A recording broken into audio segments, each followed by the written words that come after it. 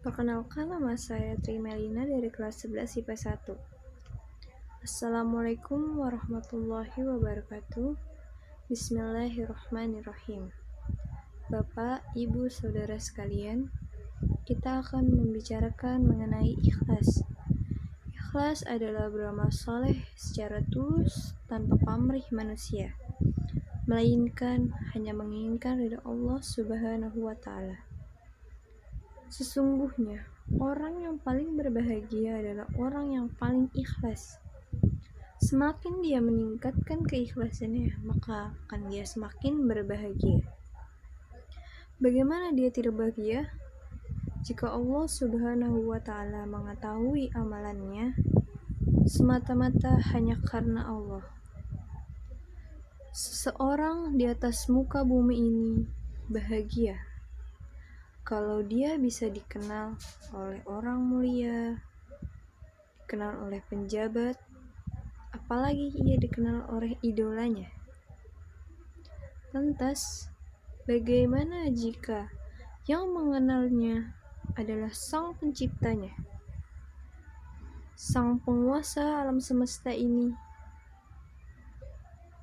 yang jika hanya dia ingin menghadaki sesuatu, hanya mengatakan kun fayakun, maka akan terjadi apa yang ia hendaki.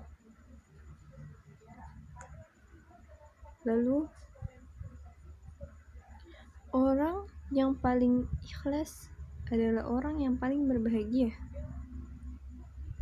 Suatu saat ada cerita Rasulullah SAW pernah berkata kepada Ubay bin Ka'ab radhiyallahu anhu ta'ala anhu. Rasulullah berkata seperti ini: sesungguhnya Allah Subhanahu wa Ta'ala memerintahkan aku untuk membacakan Al-Quran kepadamu, Ubay bin Ka'ab. Maka Ubay berkata, "Ya Rasulullah, apakah Allah menyebutkan namaku kepadamu?" Kata Rasulullah SAW, "Iya, Ubay, Allah telah menyebutkan namamu di hadapanku." Apa yang dilakukan Ubay? Maka Ubay pun menangis. Kenapa dia menangis? Karena dia sangat bahagia. Sebab Allah Subhanahu wa Ta'ala mengenalnya, mengenal dirinya. Meskipun orang lain tidak mengenalnya, orang yang punya kedudukan tinggi tidak mengenalnya, itu tidak penting menurutnya. Yang terpenting adalah Allah, penciptanya, pencipta semesta alam ini, mengenalnya, mengetahuinya, tahu amalan apa yang dia kerjakan, tahu perbuatan apa yang dia lakukan. Makanya, para hadirin, cobalah untuk berikhlas. Ada cerita lagi tentang keikhlasan. Ceritanya tentang Nabi Ibrahim dan anaknya Nabi Ismail. Saat Nabi Ibrahim telah menikah dengan istrinya, umurnya sudah tua dan ia menginginkan anak. "Aku ingin anak yang soleh, yang penyabar." Itu Allah uji dia sampai umurnya itu 100 tahun dan dia baru punya anak. Nama anaknya adalah Nabi Ismail. Orangnya soleh, penyabar, baik hati.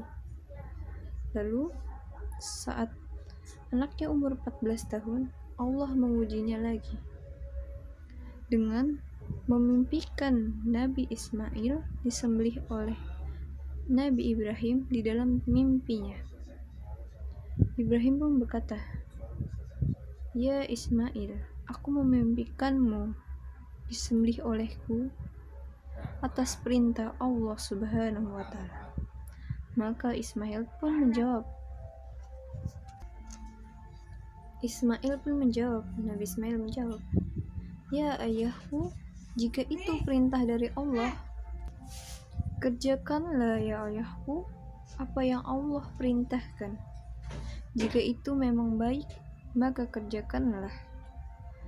Lalu Nabi Ibrahim pun menyetujuinya.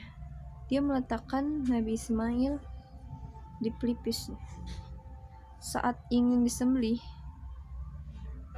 Allah pun menggantikannya dengan seekor hewan kurban.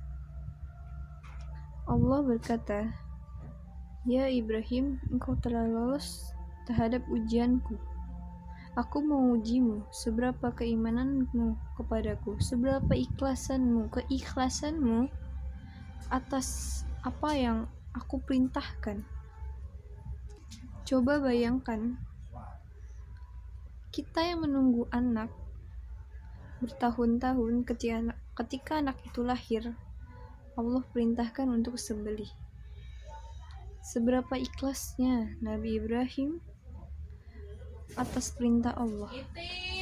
Mengapa kita sebagai manusia yang hidupnya sudah Allah berikan derajat yang tinggi, sudah Allah berikan banyak rezeki, masih tidak bisa menjalankan keikhlasan?